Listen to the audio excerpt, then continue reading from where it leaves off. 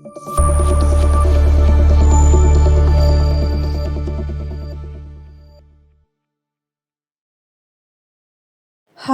everyone, আসসালামু আলাইকুম। Welcome back to the channel Ain's mom lifestyle. কেমন আছেন সবাই? আমরা আলহামদুলিল্লাহ খুব ভালো আছি।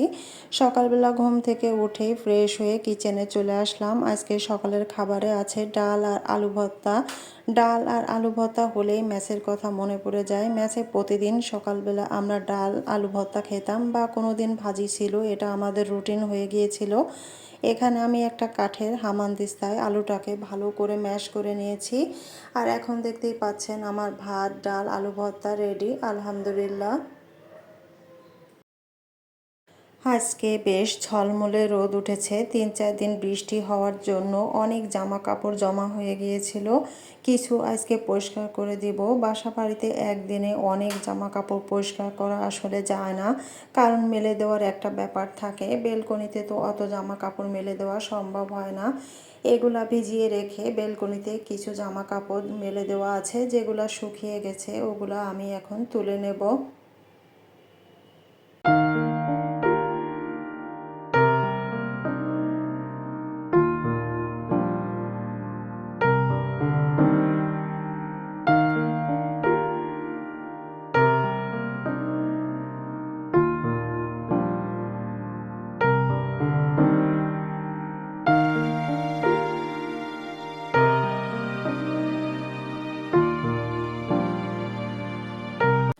আয়ান বাবার কাচের জিনিস, সিরামিকের জিনিসের প্রতি খুব বেশি ইন্টারেস্ট, তাই এগুলো তুলে রাখবো। একটা বিপদ হতে তো সময় লাগে না, তাই না? আর সকালবেলা চিয়া সিড খেতে আমার মনে ছিল না, তাই এখন এটা খেয়ে নিচ্ছি।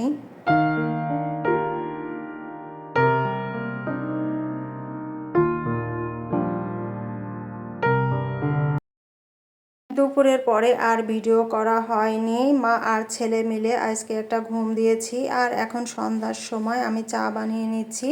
মা আর ছেলে মিলে চা পান করব। আমার সাথে সাথে আমার ছেলেটাও চা খেতে শিখে গেছে। সত্যি আমি অবাক হয়ে যাই ওর এই বয়সে চায়ের প্রতি নেশা দেখে। তবে আমি জানি বাচ্চাদের এই বয়সে চা এত না খাওয়াই ভালো, আর আমি চেষ্টাও করি যাতে ওকে চা কম খাওয়াতে পারি।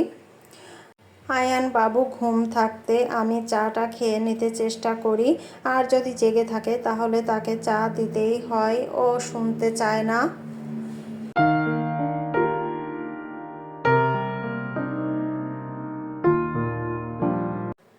এই যে দেখতে পাচ্ছেন, সে কিন্তু চা নিয়ে বসে গিয়েছে, আর সে কিন্তু আমার মগ থেকেই চা খাবে, তারটা নেবে না, কারণ তার মগটা ছোট, চার পরিমাণ কম।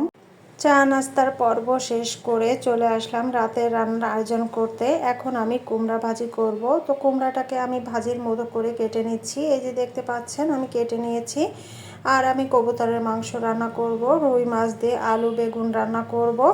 তো এখন আমি সব কিছু আগে কেটে গুছিয়ে নেব, তারপর সরাসরি রান্নায় চলে যাব।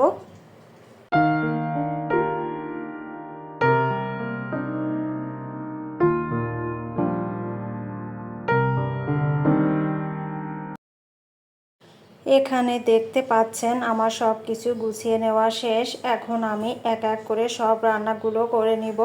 প্রথমে ভাজিটা করে নিব। আর হ্যাঁ, কথাটা না বললেই নয়, লাস্ট কিছু ব্লগে আমার অনেক ভালোবাসার ভাইয়া এবং আপুরা সুন্দর সুন্দর কমেন্ট করেছেন।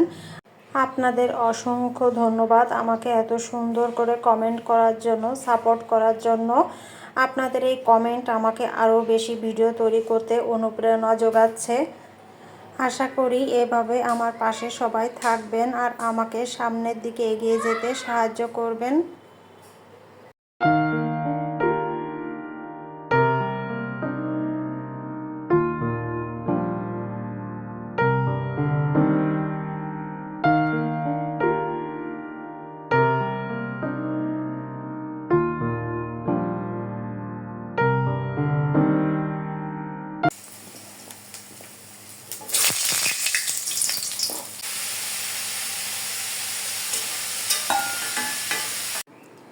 এখন আমি কবুতরের মাংস রান্না করব, আর এটা মূলত আয়ান বাবার জন্য। তেল মরিচের গুঁড়া কম পরিমাণে দিয়ে আমি রান্না করে নেব, যাতে ও খেতে পারে। আর এখন আমি মাংস রান্না করার ক্ষেত্রে যে যে মশলা ব্যবহার করি সব কিছুই দিয়ে দিচ্ছি। আর আমি ভালো করে মশলাটাকে কষিয়ে নেব। এখানে দারুচিনিও অ্যাড করে দিচ্ছি। আমার মশলাটা কষিয়ে নেওয়া শেষ। এখন আমি মাংস এবং আলু একই সঙ্গে ভালো করে আবার কষিয়ে নিচ্ছি। এখন পরিমাণ মতো পানি দিয়ে দিলাম যাতে আমি সিদ্ধ করে নিতে পারি। আমার মাংসটা সিদ্ধ করা শেষ। এখন আমি ফুটন্ত গরম পানি দিয়ে দিচ্ছি। যতটুকু পরিমাণে আমি ঝোল রাখবো ততটুকুই দিয়ে দিলাম। গরম মশলা অ্যাড করে দিলাম, সুন্দর একটা ফ্লেভার অ্যাড হবে। আর এই তো আমার মাংস রান্না শেষ।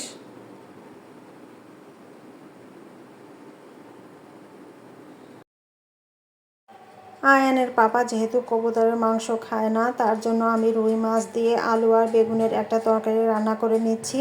মাছ ভেজে তুলে নিয়েছি, পেঁয়াজ আর রসুনও ভেজে তুলে নিয়েছি এবং ওই একই তেলে আলু দিয়ে দিয়েছি। এখন আমি 5 মিনিট ভেজে নেব, তারপর আমি বেগুনটা অ্যাড করে দেব। আমার বেগুনটা অ্যাড করে দেওয়া শেষ। এখন আমি পরিমাণ মতো পানি দিয়ে দেব। যতটুকু পরিমাণে পানি দিলে আমার বেগুন এবং আলুটা সিদ্ধ হয়ে যাবে।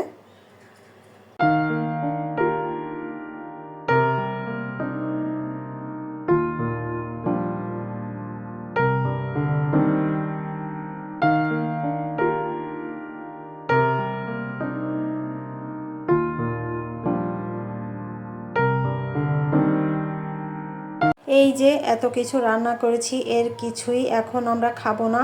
এই রান্নাগুলো আমি আগামীকাল সকাল এবং দুপুরের জন্য করে নিয়েছি। রাতে রুটি খাওয়া হবে, তার জন্য আমি এখানে রুটি করে নিয়েছি।